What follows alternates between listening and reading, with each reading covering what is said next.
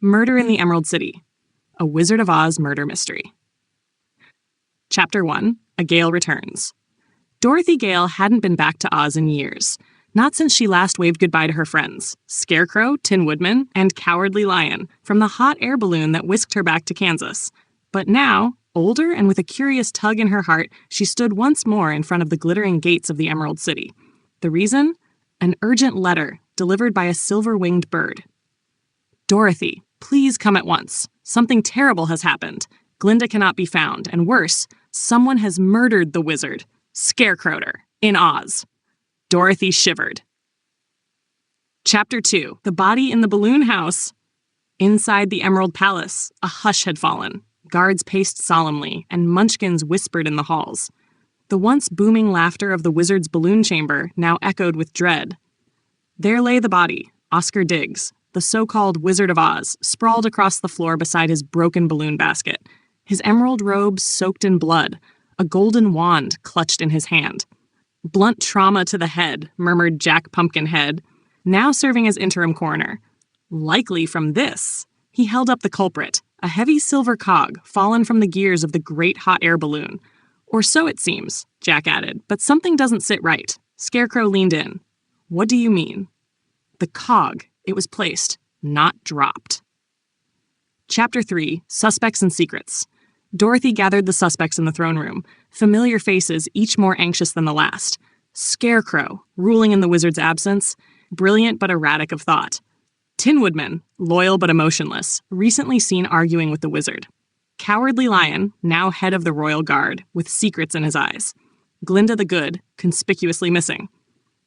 The Wicked Witch of the East's daughter, Eveline, claiming to be reformed. Dorothy questioned them one by one.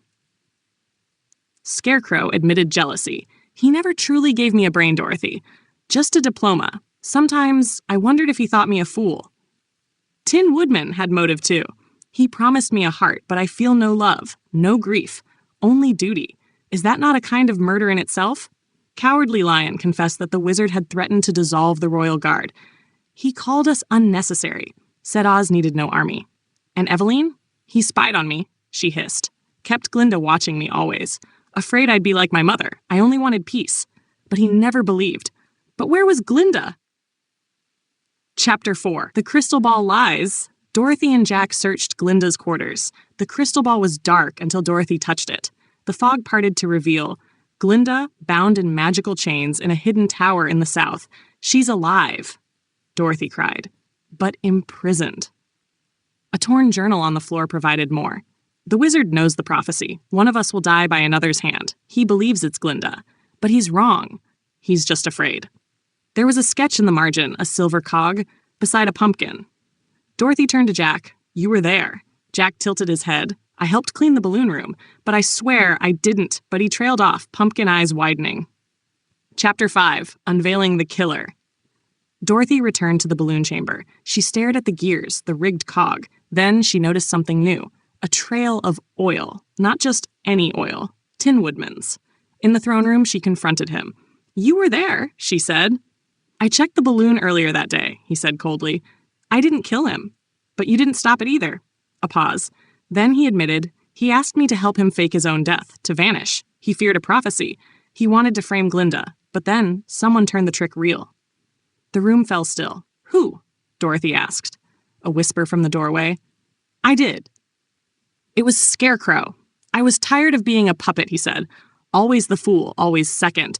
He promised me a brain, but never respect. I confronted him that night. I didn't mean to kill him, Dorothy. I meant to expose him, but he laughed. The silver cog, Scarecrow had brought it. A threat. The wizard attacked first. They struggled, the cog fell. It wasn't murder. It was defense. Chapter 6, Justice in Oz. Glinda was freed. The prophecy had been misread. It wasn't a death foretold, but a transformation. The wizard's reign had ended, not by magic, but by truth. Scarecrow stood trial, but was pardoned. His act, though tragic, had freed Oz from deception. The council voted to abolish the throne. A new era began, one ruled not by magic or mind or might, but by all. Dorothy prepared to leave, clicking her heels once more. But before she did, she turned to Scarecrow. Brains aren't just knowledge.